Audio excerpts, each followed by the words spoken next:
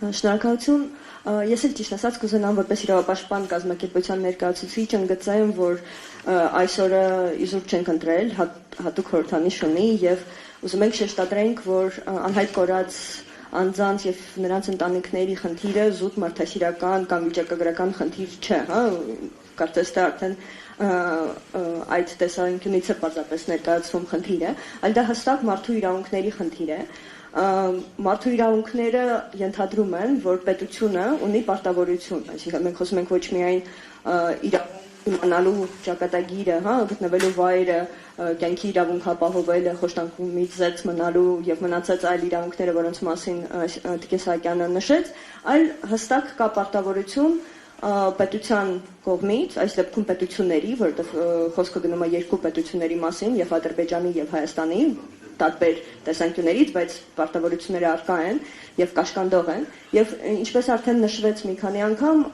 ոչ միայն խախտումն է շարունակական, այլ պարտավորությունն է շարունակական։ Այսինքն պետությունը կաշկանդված է, պարտավոր է բոլոր քայլերը ձեռնարկել, որպեսզի պարզեն գտնվելու վայրը, ճակատագիրը այդ անձի, մինչեւ որ վերջնական հստակ տեղեկություններ չենք ունենա, թե ինչ է կատարվել եւ ինչ կարգավիճակում է գտնվում այդ անձը։ Հենց այստեղից է գալիս իրականում բազմաթիվ խնդիրներ, այդ թվում նաեւ հակասական վիճակագրական տվյալներ, հա, մենք այսօր լսեցինք մի քանի թիվ, այսինքն ընտանիքների քանակի կամ անհայտ կորած անձանց քանակի մասին, բայց ըստ էության անգամ այս հարցում մենք չունենք միասնական մոտեցում եւ պետական քաղաքականությունը, այդ թվում քննչական մարմինների ավելի նեղ է մեկնաբանում, հա, այս հարցը, քան միջազգային իրավունքի սկզբունքները, եւ այդ ամենը հաշվի առնելով մենք կարող ենք խոսել այս պահին շուրջ 1300 անհայտ կորած անձի մասին բոլոր էսկալացիան զինված ընդհարման համատեքստում 80-ականների վերջին 90-ականների սկիզբ սկսած մինչև 23 թվականը սեպտեմբերը ներառյալ շուրջ 1300 անձի մասին ենք խոսում, որոնց ճակատագիրը վերջնական բարձ չէ։ Ու այստեղ իրականում կուզենամ նշել երկու մոտեցում, այսինքն մենք ունենք եւ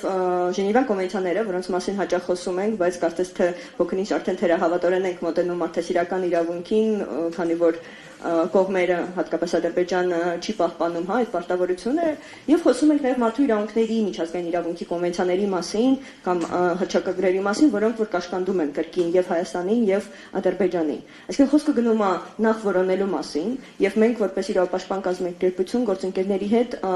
երկու մեծ փաստահավաք առաքելություն ենք իրականացրել եւ 20 թվականին 44 օրյայի վերաբերյալ եւ 23-ին, որի շրջանակներում արձանագրել ենք, որ որոնական աշխատանքները շատ սահմանափակված են եղել Ադրբեջանի կողմից եւ ըստ էության դա է նաեւ պատճառներից մեկը, որ որոշ հարցեր այդպես էլ պարզ չեն միջօրս, հատկապես 23 թվականին իհարկե թույլ չեն տվել պատշաճ որոնական աշխատանքներ իրականացնել, բայց 23-ին էլ կաշկանդված էին եւ ազատ չեն կարող այցելել այն տարածքներ, որոնք մարտական գործողությունների արդյունքում մնացին Ադրբեջանի արդյունավետ վերահսկողության ներքո։ Եւ այստեղ առաջին պարտավորությունը բնականաբար Ադրբեջանինն է ապահովել այդ տարածքի հասանելիություն, ցանկալի իհարկե միջազգային միջնորդավորված ինչ-որ ձևաչափով, հա, որպեսզի կարողանան գտնել։ Մտահոգություններ են հնչել ու տեղին են առայն, որ այդ տարածքներում, այսինքն Լեռնային Ղարաբաղի տարածքներում եւ դրանց շուրջ Ադրբեջանը լայնածավալ աշխատանքներ է իրականացնում, այդ թվում շինարարական, արտաշիրման եւ այլն, որոնք լրիվ անվերահսկելի են ըստ էության, եւ դրա շուրջ ունենք մտահոգություններ առայն, որ անգամ եթե հայտնաբերվեն որևէ տվյալներ, այդ թվում աճումներ եւ այլն, որոնք որ ըստ էության պետք է պատշաճ ԴՆԹ հետազոտման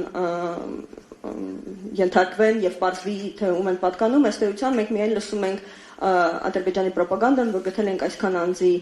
մասունք, որոնք որ հաստատ Խոջալույի զոհերն են եւ այլն, բայց երբեք մենք վստահ չենք կարող լինել, թե ում են պատկանում եւ ըստ էության տեղյակ ենք հատկապես 90-ական թվականների դեպքերի մասին, երբ որ կան թաղման վայրեր, հա, ենթադրաբար որտեղ որ զոհված հայերն են թաղված եւ այլն ըստ էության։ Ու այս առումով իրականում բացի որոնական աշխատանքներից շատ կարևոր է արդյունավետ քննություն վարելը։ Մենք խոսեցինք Հայաստանի պարտավորության մասին փոքր-ինչ, բայց պետք է նշեմ, որ Ադրբեջանը ըստ էության հստակորեն ցույց է տալիս կամքի բացակայություն։ Դրա մասին մենք գիտենք ոչ միայն ԵԴ շրջանակներում, հա, նախաձեռնված գործընթացներից, որտեղ չի հաստատում, հա, որոշ անձանց իր իշխանության ներքո գտնվելու փաստը, անգամ այն պարագայում եւ կան տեսանյութեր, որոնք որ հստակ վկայում են դրա մասին կամ կան վկայություններ ծառայեկիցների կողմից, որոնք միասին են գերեվարվել։ Նույն խնդրին մենք բախվում ենք, երբ որ դիմում ենք ՄԱԿ-ի համապատասխան մարմնին, որը մարդասիրական բնույթի է, մարդասիրական մանդատ ունի, բռնի անհետացած անձանց հարցերով աշխատանքային խումբ կա, բաղկացած է փորձագետներից եւ որը իրականում 20 թվականի պատերազմից հետո ի վեր շատ ավելի ակտիվորեն է զբաղվում մեր դեպքերով, այսպես ասած, եւ տասնյակ անձանց վերաբերյալ մենք հաղորդումներ ենք ներկայացրել, փորձելով այդ մանդատի միջոցով բարձել գտնվելու վայրը կամ ճակատագիրը, եւ ինչպես եւ միեդի շրջանակներում, այնպես էլ այդ խմբի ցավոք սրտի այդ խմբի գրություններին ի պատասխան Ադրբեջանի իշխանությունները պարզապես ասում են, որ այդ անձի մասին որևէ դրալ չունեն, երբեք իր իշխանության ներքո չի գտնվել, ասելիք չունեն։ Այսինքն մենք պետք է մի բան հիշենք, երբ որ անձը գերեվարվում է, զինված ընդհանրման համատեքստում, նա չի գերեվարվում անհատի կողմից։ Նա գերեվարվում է պետության կողմից եւ պատասխանատվությունը այդ անձի ողջ լինելու, ճակատագրի առողջության, խոշտանգումից զերծ մնալու եւ մնացած իրավունքների ապահովման համար գրում է պետությունը, այսինքն չի կարող ասել պետությունը, որ գիտեք, ինչ որ հրամանատար, ինչ որ շարքային գերեվարել է գուցե եւ դրա համար տեսանյութում երևում է, ես դրա այդ գործ չունեմ, երբեք զեկուցներով զեկուցագրեր Բաքու չեն գնացել, ուստի ես չգիտեմ ինչ է կատարվել։ Այսինքն առաջին հերթին պատասխանատվությունը պետությանն է։ Այս առումով իրականում հետ գալով Հայաստանի իրավիճակին գիտենք, որ նախաձեռնված են քրեական գործեր, որոնց շրջանակներում փորձում են պարզել հանգամանքները, բայց այս առումով, ինչպես եւ Տիկին Սահակյանը նշեց, կան սահմանափակումներ բնավ, որովհետեւ տարածքի վերահսկողություն հայկական կողմը չունի, իսկ ապացույցները, այսպես ասած, գտնվում են կամ գոնե հնարավոր կլիներ որոշ դեպքերում տեղում իրականացնել աշխատանք։ Եվ այստեղ եւ մենք կարծում եմ բոլորս շեշտում ենք ու կարևորում ենք միջազգային դերակատարների, միջնորդների աջակցության անհրաժեշտությունը։ Կարծես թե բոլոր բանակցությունները այս պահին գնում են ու կողմերը հպարտորեն զեկուցում են դրա մասին, որ երկկողմանի պայմանավորվածությունների մասին է խոսքը գնում, շատ ավելի քիչ մարդասիրական բնույթի հարցերի շուրջ, այդ թվում նաև անհայտ կորածների ճակատագիրը բարձելու, բայց ըստ էության այս մեխանիզմները, որոնք որ մենք օգտագործում ենք, իսկ Ադրբեջանը շատ ակտիվորեն նույն մեխանիզմները կրկին օգտագործում է, չպետք է մոռանանք դրա մասին նաև, ու ամենուր խոսում է այդ խնդրի մասին։ Եվ կարծում եմ, որ շատ ճիշտ կլիներ փորձել այն հանգամանքը օգտագործել, որ Ադրբեջանը հենց այս խնդիրն է կարևորում մնացած բոլոր մարդու իրավունքների խնդիրներից, կոնֆլիկտի համատեքստում,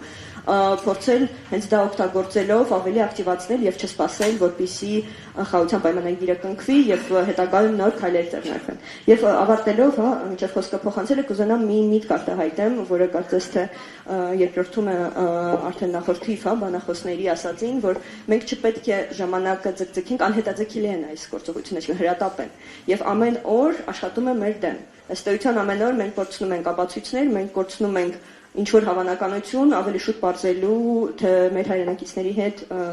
ինչ հարազատների հետ ինչ է կատարվել եւ ըստ էության մենք 23, 24, 25 հատկապես թվականներին արդեն ականատես եղանք այնպիսի խոսույթին, որ 90-ական թվականներին անհայտ կորածների հարցը արդյական չէ այլևս իմաստ չունի զբաղվել, բացացնում եմ, բայց ասենք մեսիջը դա էր, որ ստացանք, որովհետեւ այնքան ժամանակ է անցել, որ արդեն հնարավոր չէ բարձել, թե ինչ է կատարվել, ուստի մենք չպետք է ձգձգենք, արդեն 5 տարի շարունակ մենք փորձում ենք բարձել ինչ է կատարվել, այդ անձանց հետ, եւ չպետք է ձգձգենք, սպասենք ինչ որ բարենպաստ պայմանների, ամեն օր պետք է բարենպաստ պայմանները ստեղծենք եւ պահանջենք։ Շնորհակալ